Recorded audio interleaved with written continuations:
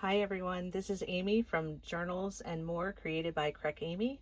I wanted to come on really quickly and just show you a belly band that I had made with a challenge that I was doing for with actually Lori from Ladybug Journals. And the challenge was to use 3 of the game tiles, which I will say was definitely out of my comfort zone, and it challenged me to really think. And I think I'm still going to probably do more to this project than what I have right here. I do have the 3 tiles, and what I did, and also I had to use something from the package she had sent me, that beautiful box she made me, which is not hard. That was not out of my comfort zone. And we had to use 2 things from our stash. So what I did is I actually decided, you know what? The only thing I could think of that would look really, really cool would be a belly band. So I decided that I would use a piece of my coffee dyed paper. And what I did was I used some old cardstock that I had, and I actually doubled it because I like my belly bands pretty strong. And then what I did is I took this piece of paper, this black and white piece of paper that you see in between, and Lori had stamped a piece of white paper that was in that box.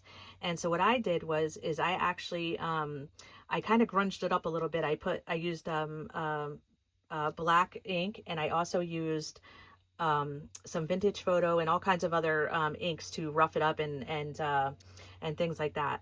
And then I also used a piece of the fabric that she had in there. And what that fabric was, is I still have a little piece left, was this fabric. And so I also grunged that fabric up, and I decided to lay it underneath of the tiles to blend in with the coffee and the soot. I believe it's Tim Holtz. Yep. Here's my nice dirty Tim Holtz scorched timber I used. And I also used the fabric underneath. And then what I did is I grunged up the tiles a little bit because they actually don't look this old. They're actually pretty much a newer match game is what it is. It's a child's match game. And so I grunged them up a little bit, and I also inked them. And then I decided to just put three of them on attaches. So, but I am going to, and I did glue this down to the page. And then what I'm going to do, I think I am going to add more. I just wasn't sure what I wanted to add quite yet, so that's a work in progress. I think I'm going to add a couple of charms, and there is one thing that I was going to add, and I still don't know where I'm going to add it yet. So I have it right here, and that is a little ladybug for Lori. And I am going to glue it down on here somewhere. I just haven't decided quite where yet.